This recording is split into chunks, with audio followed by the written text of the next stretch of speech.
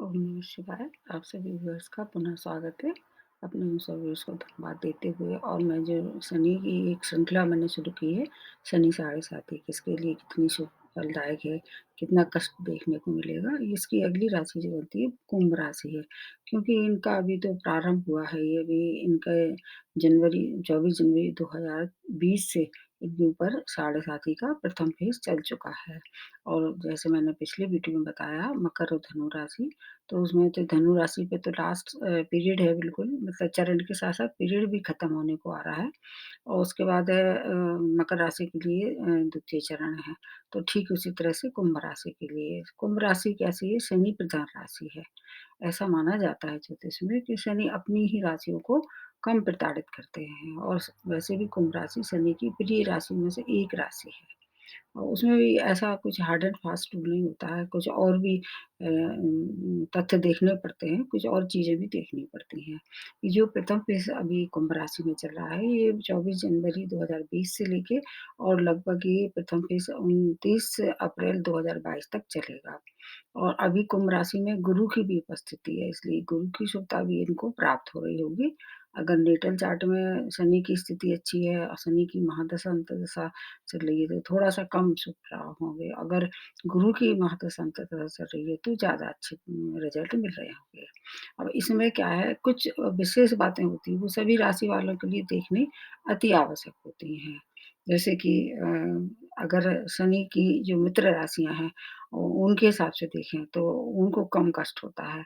वो मित्र राशियाँ किसकी हैं? एक तो जैसे वृष राशि है, मिथुन राशि है और उसके बाद कन्या राशि है, तुला राशि है, मकर राशि है और उसमें ये कुंभ राशि आ जाती है।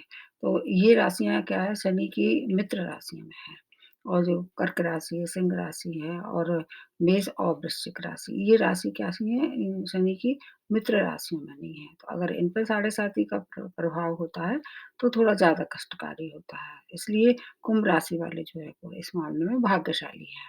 और इसके अतिरिक्त और भी बातें हैं। चंद्रमा से भी देखना चाहिए, चंद्रमा की क्या स्थिति है नेटल चार्ट में। अगर कुंभ राशि है, चंद्रमा की स्थिति अगर शनि से दष्ट हो रहे हैं चंद्रमा या उनके साथ ही बैठे हुए हैं या राहु के साथ बैठे हुए हैं, तब भी आपको फिर ज़्यादा कष्ट देंगे।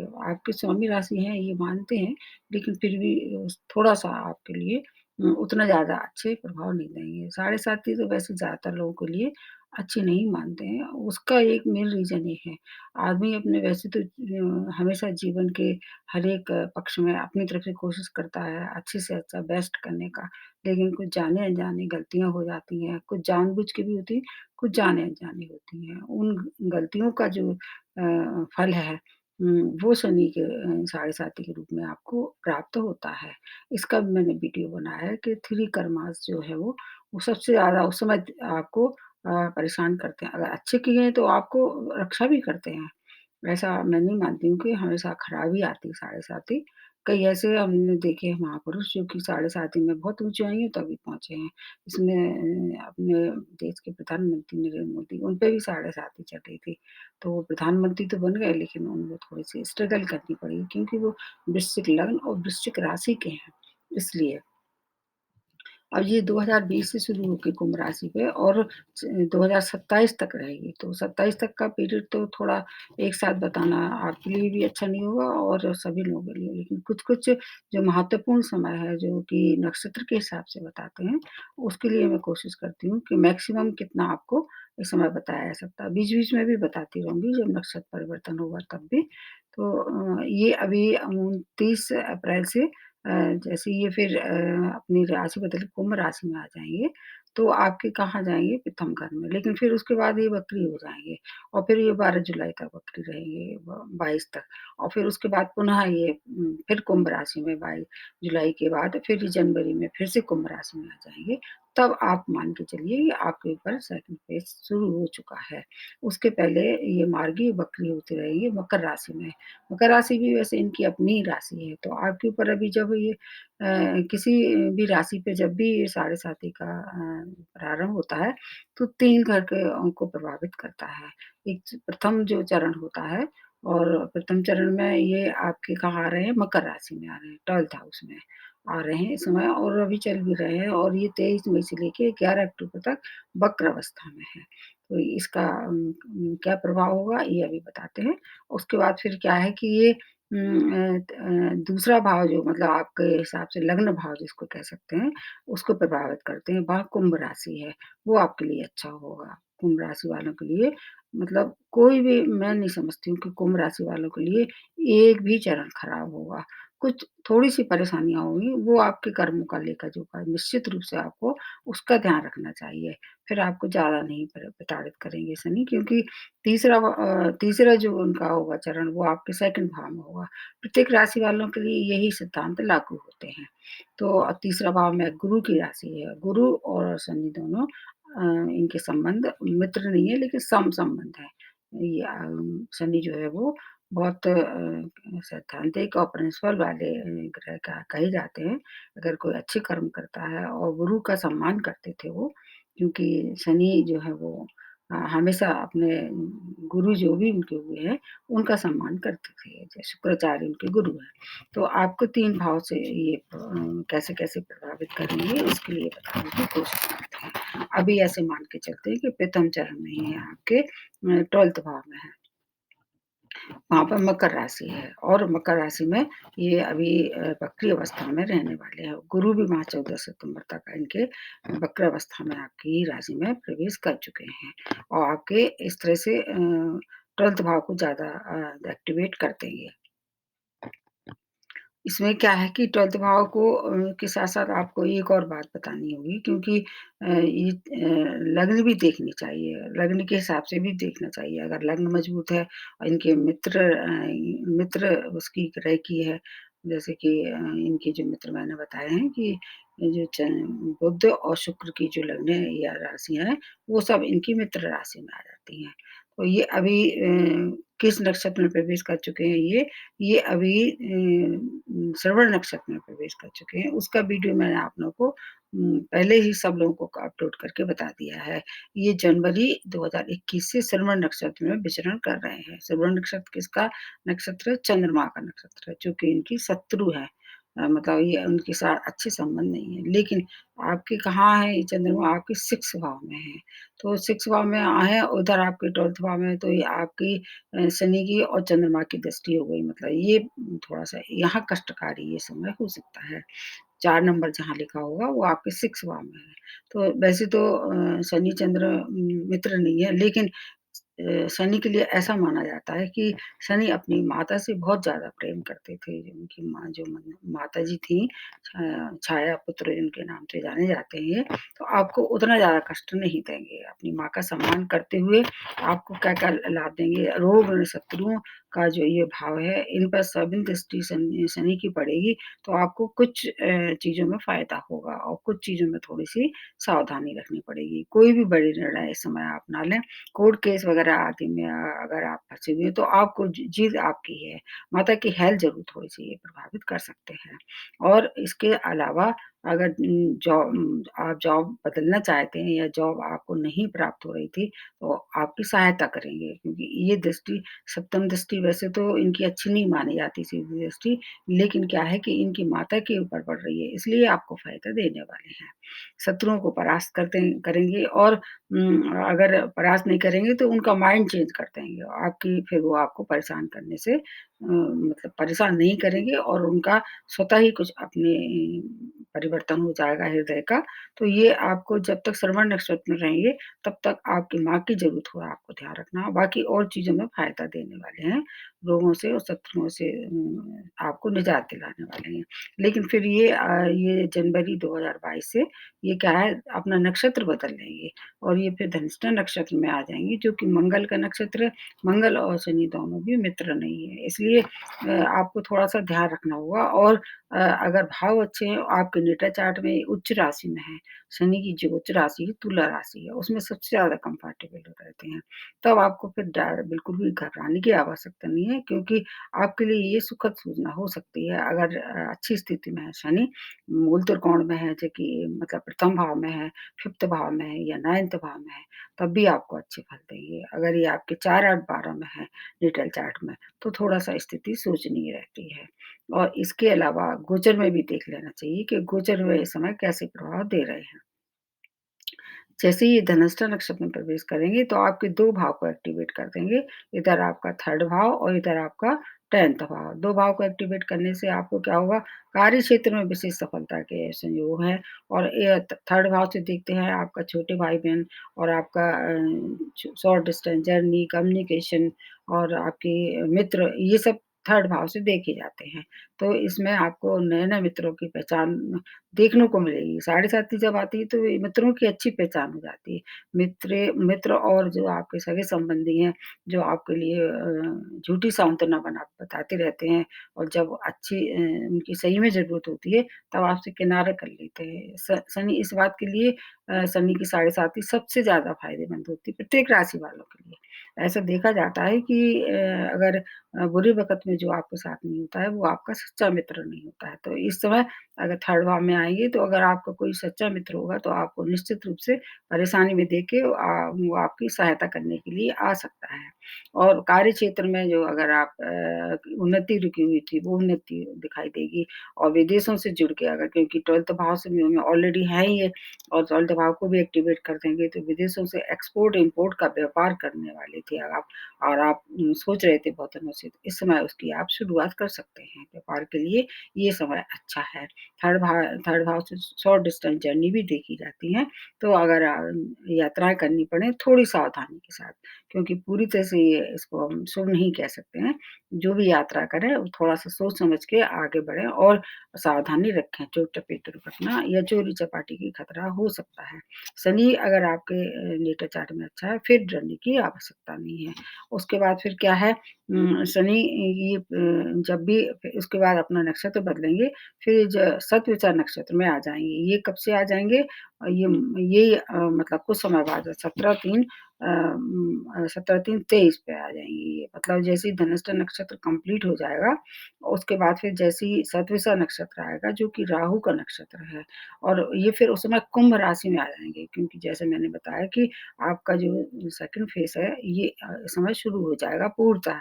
आप मार्गी बकरी होने के बावजूद भी आपको फिर आपकी मान प्रतिष्ठा में वृद्धि, हेल्थ अगर आपकी थोड़ी-सी खराब चल रही थी, तो उसमें कोई समाधान मिलेगा। अगर आपका शनि वृष राशि में बैठा हुआ है, तब आपको फिर ज़्यादा परेशानी नहीं होगी, क्योंकि राहु इस समय क्या है, वृष राशि में बैठे हुए हैं, और राहु जब वृष राशि में रहेंगे और शनि की अगर दृष्टि से देखा जाए, तो क्या होगा, आपको क्या फ़ायदा देने वाले हैं? आपका मान प्रतिष्ठा की वृद्धि होगी, और आपका और जो शुक्र के 2 भाव हैं, क्योंकि शुक्र की राशि में राहु बैठे हैं, और राहु के नक्षत्र में शुक्र आना, वो सॉरी शनि आ जाएँगे। तो जिस भाव को राहु अपना मानते हैं, वो एक्टिवेट हो जाएँगे। राहु अपनी 2 राशियों को अपना मानते हैं। एक तो शुक्र की राशि, और दूसरी बुध की राशि, और शुक्र की राशि में ये स्वयं भी बैठे हैं। और इसमें एक और बात विशेष देखने वाली है, अगर आपके डेटा चार्ट में शनि और राहु की क्या पोज़ीशन है, मतलब उनकी डिग्री कितनी है? अगर आपकी डेटा चार्ट में शनि की डिग्री ज़्यादा है, राहु की डिग्री कम है, तो फिर आपको फिर शनि से संबंधित ज़्यादा प्रभाव मिलेंगे, उनके ज़्यादा अच्छे रिज़ल्ट मिलेंगे, राहु के कम।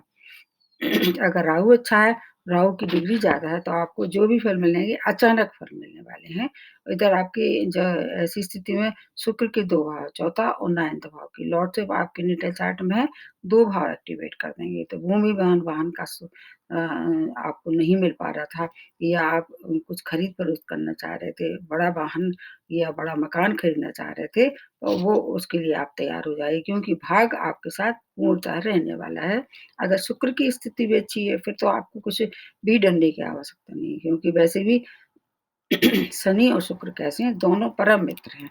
शुक्र की पोज़ीशन भी देखते हुए शुक्र की दशा महादशा अगर चल रही है, तो और ज़्यादा आपको फ़ायदा होने वाला है। भाग्य की वृद्धि होती होगी और भाग्य से हर कार्य संपन्न हो जाएँगे।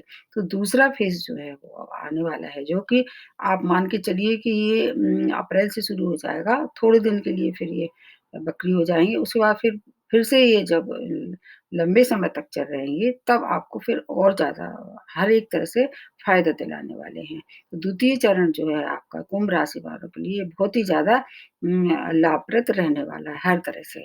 अब उसके बाद फिर नक्षत्र बदल लेंगे और नक्षत्र बदलने के साथ-साथ आपका ये भी देखना होगा कि नेटल चार्ट में कहाँ स्थिति है, गोचर में कहाँ है। फिर ये अपने नक्षत्र बदल के बृहस्पति के नक्षत्र में, जो कि पूर्व भाद्रपद है, बृहस्पति का नक्षत्र जो कि आपके कुंभ राशि में अभी बृहस्पति का विचरण कर रहे हैं वो और ये नवंबर 2022 तक रहने वाले हैं। 21 से आके और फिर 22 तक ये रहेंगे। तो बृहस्पति का नक्षत्र जब आएगा तो 2 भाव एक्टिवेट कर देंगे, जो क आपके दोनों ही बहुत अच्छे भाव हैं, लाभ भाव है एक, एक आपकी आमदनी का भाव है।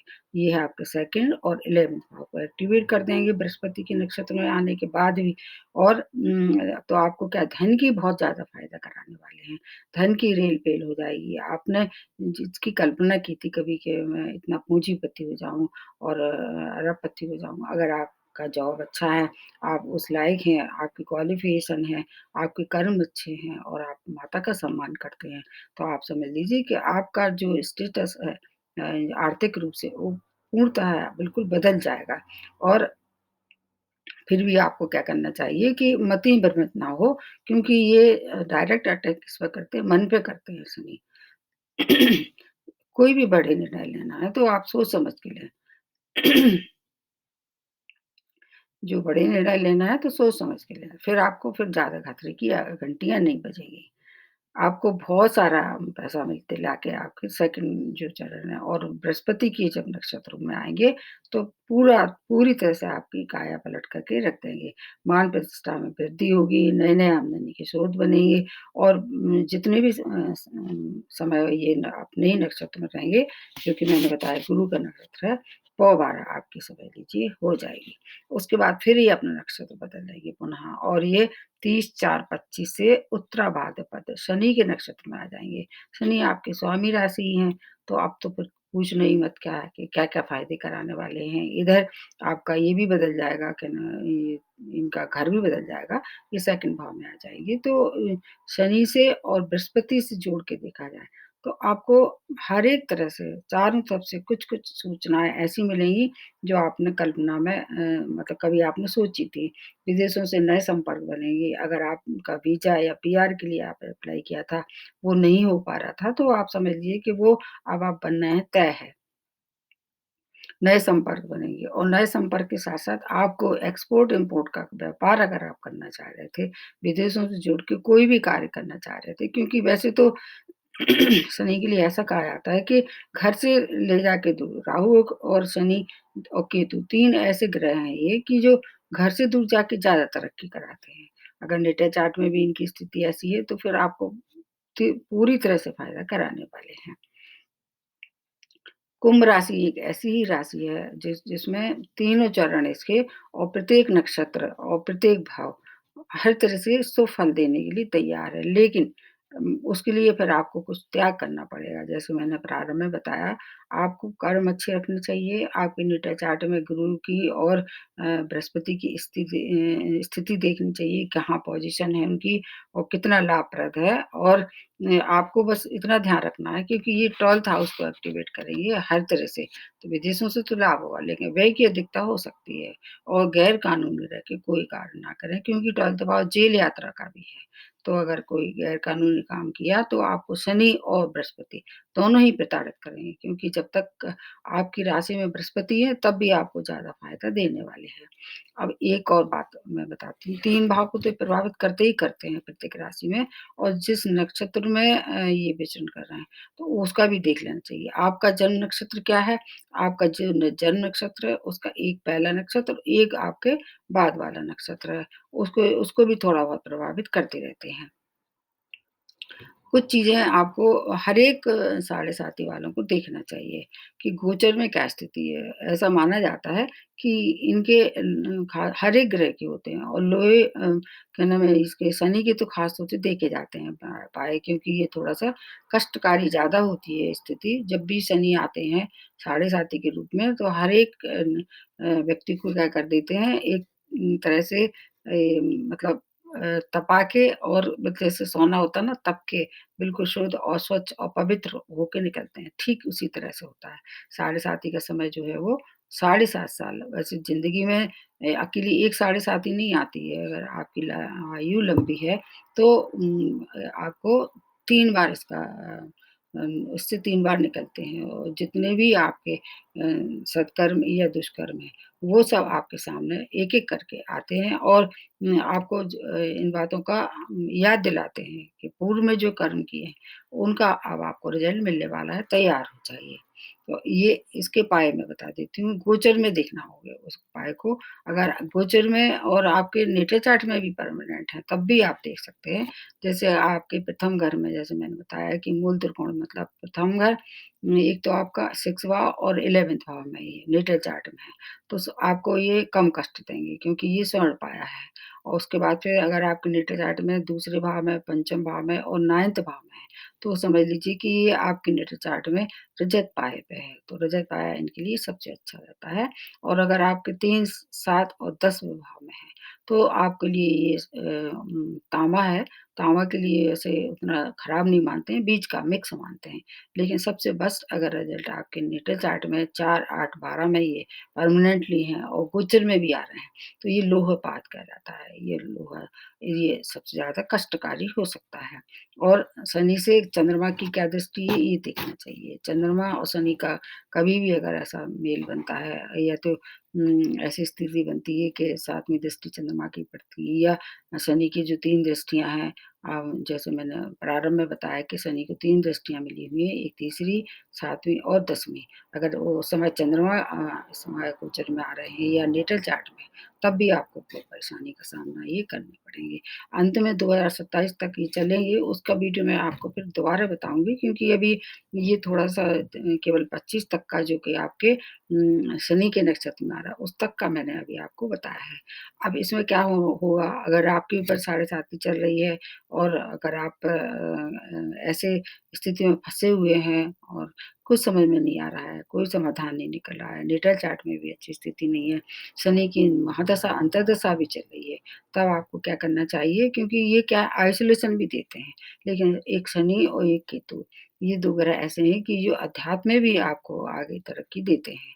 तो अध्यात्म से जुड़ के आपको काम करना चाहिए, धर्म कर्म में रुचि, माता का सम्मान करना चाहिए और जो ऐसे लोग हैं, लाचार लोग हैं, जो अगर हैंडीकैप्ड हैं या किसी भी तरह से मजबूर लोग हैं, उनकी सहायता करना चाहिए। हर शनिवार को किसी न किसी रूप में ऐसा करना चाहिए कि किसी एक व्यक्ति को खाना खिलाएँ, जो कि ज़रूरतमंद हो।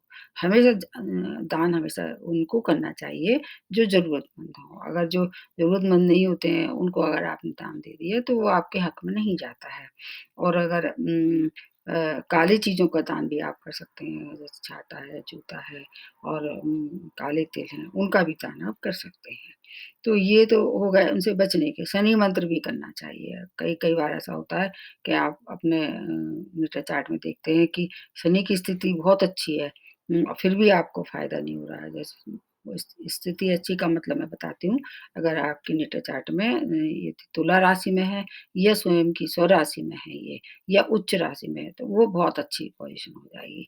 फिर भी आपको ऐसी कंडीशन में अगर शनि बहुत अच्छी स्थिति में है, तो शनि का दान ना करके शनि मंत्र करना चाहिए। क्योंकि शनि जो है वो ऐसे एक ग्रह हैं जो प्रसन्न भी जल्दी हो जाते हैं और कुपित भी हो जाते हैं और फिर कुपित होने से क्या है आपको अपने कर्मों का फल भुगतने के लिए वो तैयार करते हैं और तपा के फिर जो साढ़े साती के रूप में आता है आपके सामने, वो आप उससे घबराना शुरू कर देते हैं। तो बिल्कुल भी घबराने की आवश्यकता नहीं है और कुंभ राशि वालों के लिए तो बिल्कुल भी नहीं। कुंभ राशि वालों के लिए तीनों चरण अच्छे हैं। थोड़ी सावधानी रखें, अपने कर्म का लेखा-जोखा रखें, तो आपके लिए ये समय जो है साढ़े 7 का काफ़ी अच्छा जाने वाला है। मतलब ऐसा नहीं कह सकते हैं पूरी तरह से कि 100% तो कोई भी नहीं होता। 100% किसी की भी राशि में अच्छा शुभ या अशुभ नहीं होता है। लेकिन कंपैरेटिवली देखें तो कुंभ राशि वालों के लिए समय जो आने वाला समय है 2027 तक के लिए बहुत ही अच्छा समय है। उसका लाभ उठाएँ और अपने कर्मों पे विशेष ध्यान रखें। नशा ना करें, किसी को सताएँ नहीं, तो फिर शनि भी आपको ज़्यादा परेशान नहीं करेंगे। तो आज के लिए इतना ही। नमस्ते और धन्यवाद।